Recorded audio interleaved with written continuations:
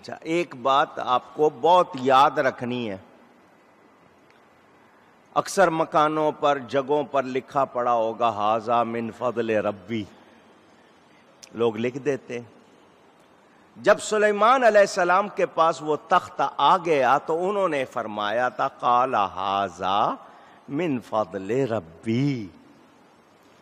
یہ ان کے الفاظ ہیں، ہم لوگ اکثر لکھ دیتے ہیں کہ یہ میرے رب کا فضل ہے. من کا مطلب ہوتا ہے سے، یہ میرے رب کے فضل میں سے، پورا فضل نہیں. من کا مطلب بعض ہوتا ہے، کچھ. من کا مطلب اونچی، یعنی یہ پورا فضل نہیں ہے میرے رب کا، میرے رب کے فضل میں سے کچھ. میرے ان الفاظ کو سننے والوں، ناممکن بات، ایک مہینے کے جانے کا رستہ، ایک مہینے کے آنے کا رستہ، 500 آدمی جس تخت کو نہ اٹھا سکیں، ایک بندہ آنکھ جھپکنے سے پہلے لے آتا ہے. بظاہر ناممکن بات ہے یا نہیں؟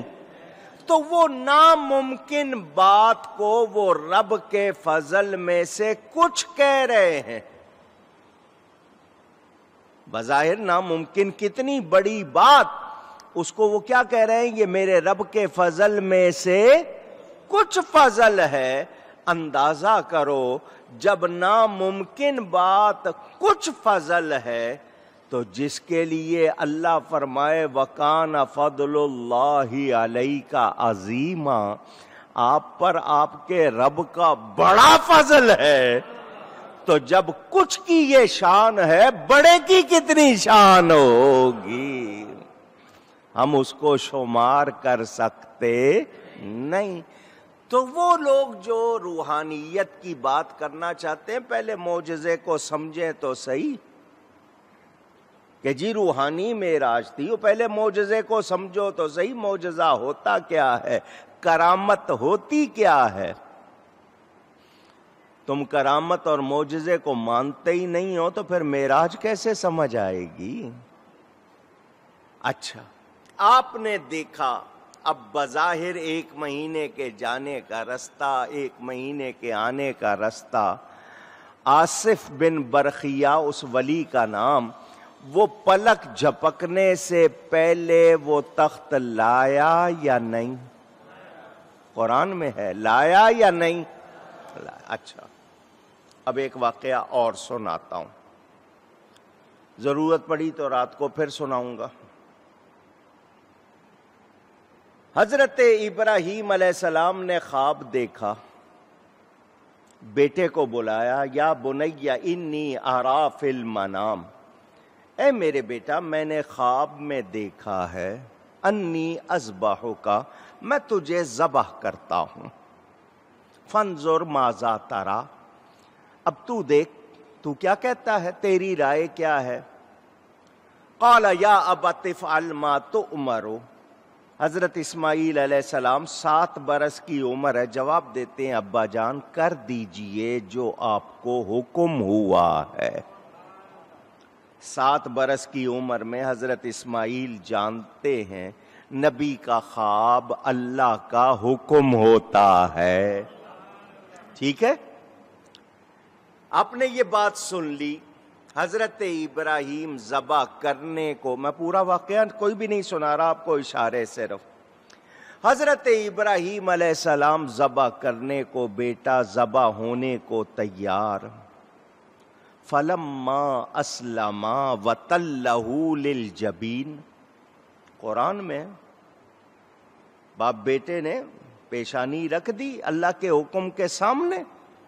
حضرت ابراہیم نے چھری ہاتھ میں پکڑ لی، بیٹے کو لٹا لیا، گھٹنا اس پہ رکھ دیا، گردن پہ چھری رکھ دی، گردن پہ چھری اور چلا دی، رکھ دی اور اونچی. کتنا ٹائم لگتا ہے چھری چلا کر گردن کاٹنے میں؟ جواب دیں. سیکنڈ لگتے ہیں. اللہ فرماتا ہے وَنَادَيْنَاهُ أَن يَا إِبْرَاهِيمُ، اے میرے رب تیرے کلام کے صدقے، اللہ فرماتا ہم پکار اٹھے ہو ابراہیم، بس گردن کٹوانا منظور نہیں ہے، امتحان لینا ہے۔ اللہ جبریل کو حکم دیتا ہے جنت سے مینڈا لو، دمبا لو، اسماعیل کو نکالو اور ان کی جگہ وہ دمبا رکھ دو۔ چھری چل رہی ہے، حضرت جبریل امین جنت جا رہے ہیں، دمبا لے رہے ہیں، زمین پر آ رہے ہیں، حضرت اسماعیل کو نکال رہے ہیں، ان کی جگہ دمبا رکھ رہے ہیں۔ کتنا ٹائم لگا؟ جواب دیجئے، قرآن کا واقعہ سنا رہا ہوں، 1 سیکنڈ بھی۔ اونچی کہاں ہے سائنس؟ جو روحانی معراج کہہ رہے ہیں کہاں ہیں وہ لوگ؟ پوچھ رہا ہوں آپ سے، کہہ رہے ہیں جسمانی معراج نہیں روحانی معراج، کہاں ہیں وہ لوگ؟ یہ تو واقعہ ہے۔ حضرت جبریل امین دمبا لائے، حضرت اسماعیل کو نکالا، ان کی جگہ دمبا رکھا، چھری چل رہی ہے۔ سیکنڈ نہیں، اگر چھری پورا کام کر دیتی گردن کٹ جاتی، بات ختم۔ مگر وہ نکال رہے ہیں، حضرت اسماعیل کو نکالا، دمبا رکھا، چھری چل رہی ہے اور دمبے کو کاٹ رہی ہے۔ آنکھیں کھولی، بیٹا سامنے کھڑا ہے، دمبا ذبح ہوا ہے۔ اب جنت کہاں ہے؟ سائنس سے پوچھو۔ Heaven, paradise, beyond the all skies, تمام آسمانوں سے اوپر۔ ہمارا دین ہمیں بتاتا ہے 8000 سال لگیں اگر کوئی پیدل چلے تو۔ حضرت سلیمان کا تو 1 مہینے کا راستہ تھا نا، جنت کا راستہ اونچی 8000 سال۔ کتنا ٹائم لگا؟ پلک جھپکنے میں۔ کتنا ٹائم لگا؟ پلک جھپکنے میں۔ اب اس کو ناممکن وہی کہے گا یا تو ایمان نہیں ہے اس کے پاس، اور یا پھر وہ قرآن کو مانتا نہیں، معجزے کو سمجھتا نہیں۔ 2 باتیں سنائی میں نے آپ کو۔ اب ان 2 باتوں کو سننے کے بعد میں آپ کو تیسری بات سناتا ہوں۔ تفسیر سننے والے پورا واقعہ سن چکے ہیں، میں تیسری بات سناتا ہوں۔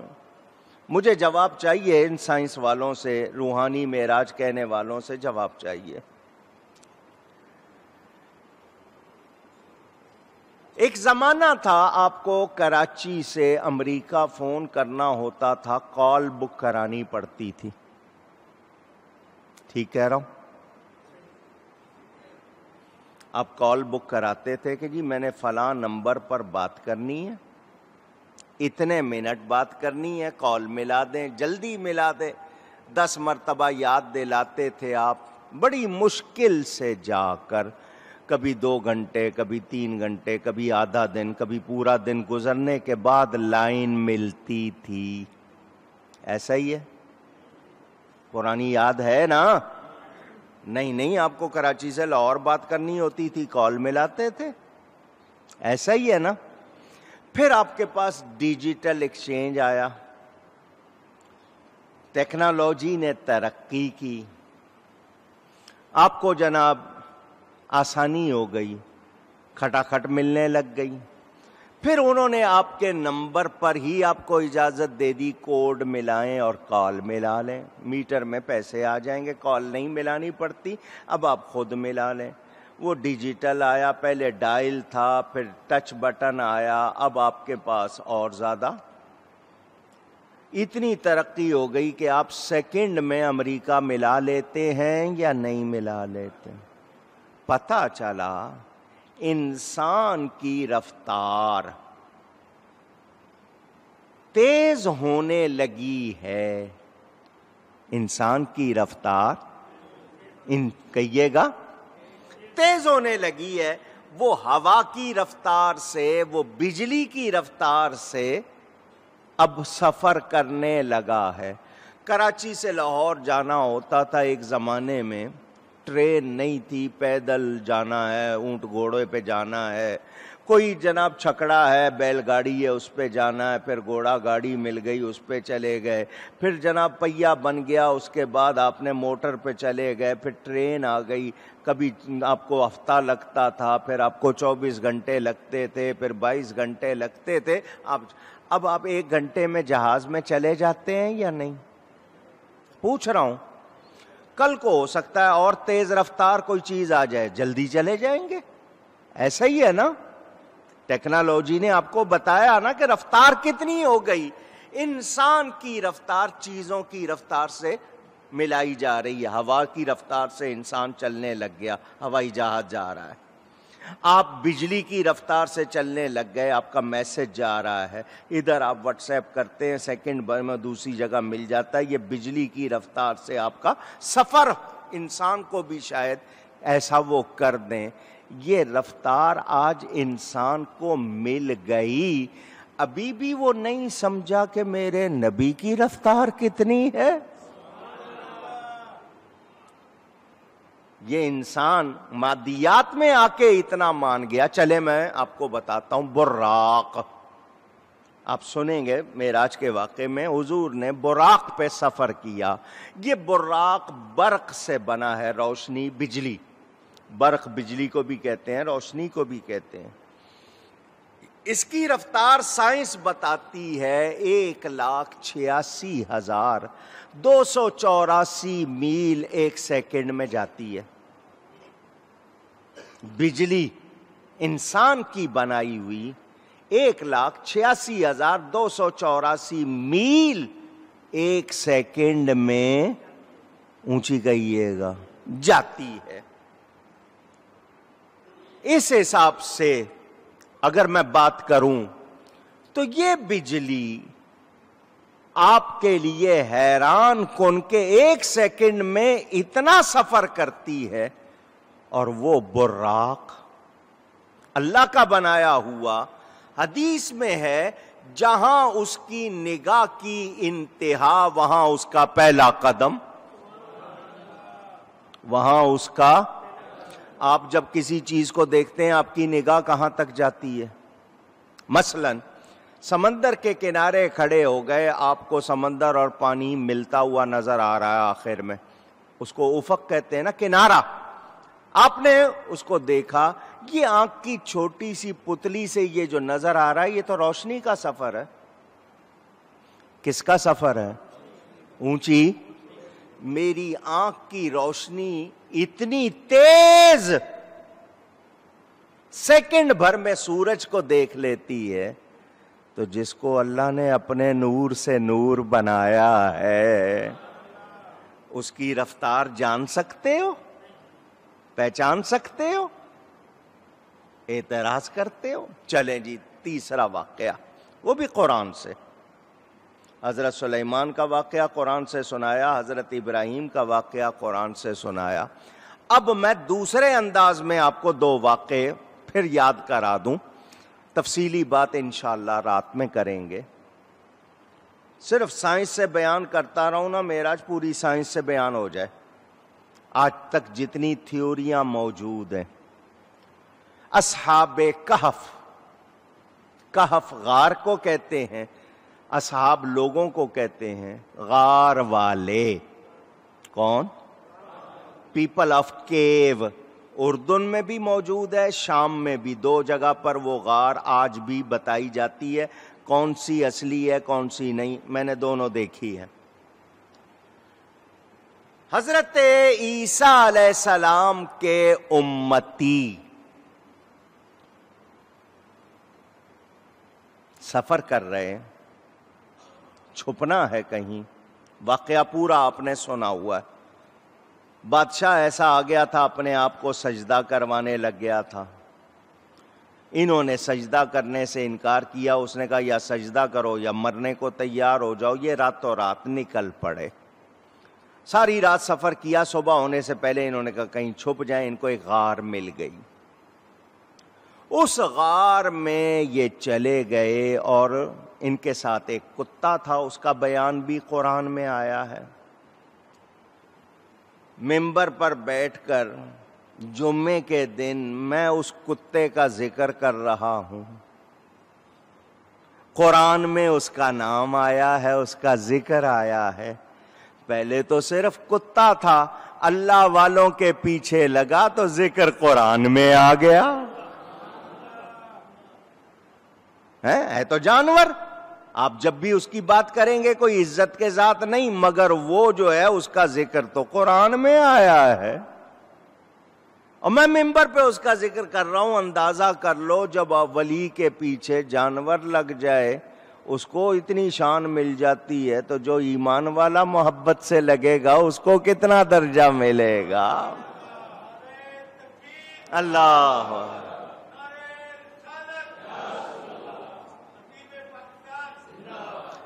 لوگوں نے آج تک اس بات کو سمجھا، اور ولیوں کے پیچھے جاتے ہو کیا ملے گا؟ کوئی ولی ہو اور اس کے پیچھے کوئی جائے پھر دیکھو کیا ملتا ہے۔ اعلیٰ حضرت کیا فرماتے ہیں؟ اس نشانی کے جو سگ ہیں نہیں مارے جاتے،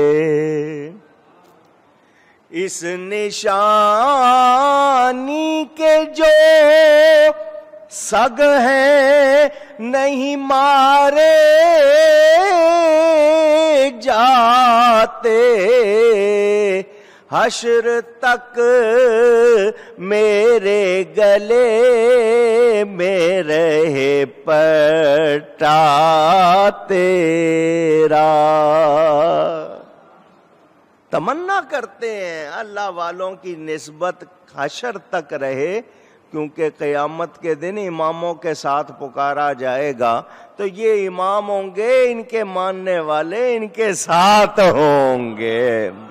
بہرحال لیجئے جی، وہ کتا قرآن میں ہے، غار کے منہ پر اپنے بازو پھیلا کے وہ بیٹھ گیا، یہ اندر غار میں چلے گئے۔ وَكَلْبُهُمْ بَاسِطٌ ذِرَاعَيْهِ بِالْوَسِيدِ، پہلے تو صرف کلب تھا نا، کلبہم ان کا کتا، کلب و مضاف ہم مضاف الیہ، ان کا کتا، ذکر قرآن میں۔ سونے کے بعد جب وہ لوگ اٹھے، قال کم لبستم، آپس میں کہنے لگے ہم یہاں کتنی دیر ٹھہرے ہیں۔ قرآن ہے، سورہ کہف کی تفسیر میں سنا چکا ہوں تفصیل سے واقعہ۔ آپس میں پوچھا ہم یہاں کتنی دیر، اونچی کہیے گا، قالوا لبسنا یومن او بعد یوم، آپس میں ایک دوسرے سے، ساتھ وہ تھے، آٹھواں ان کا وہ کتا تھا، وہ کہنے لگے ہم یہاں ایک دن یا دن کا کچھ حصہ، ایک دن یا دن کا کچھ حصہ ٹھہرے۔ اللہ قرآن میں فرماتا ہے فَلَبِسُوا فِي كَهْفِهِمْ 300 سِنِينَ وَازْدَادُوا 9، اللہ فرماتا ہے وہ اس غار میں 309 سال ٹھہرے، 300 اور اس کے اوپر 9 سال، کتنے سال؟ اونچی، پھر کہیے، وہ کہہ رہے ہیں ایک دن یا آدھا دن، اللہ فرما رہا ہے 309 سال۔ وہ بھی صحیح کہہ رہے ہیں، اللہ بھی صحیح فرما رہا، اللہ کی بات تو غلط ہو ہی نہیں سکتی، سوچی بھی نہیں جا سکتی۔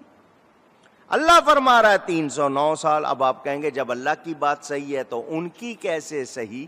بس یہی تو سمجھانا ہے آپ کو۔ میں نے پہلے آپ کو بتا دیا ٹائم نہیں لگتا، وہ بھی آپ نے سن لیا، اب ٹائم لگتا ہے وہ بھی سن لیں۔ زمانے کے لیے وہ 309 سال تھے، دنیا کے لیے اونچی، ان غار والوں کے لیے ایسے جیسے ایک دن یا آدھا دن۔ اللہ جس کے لیے چاہے ٹائم زیادہ کر دے، جس کے لیے چاہے، اللہ کی قدرت ہے یا نہیں؟ دنیا پر زمانے پر وہ 309 سال گزرے، ان غار والوں پر اللہ نے اس کو ایسا کر دیا جیسے ایک دن یا آدھا دن۔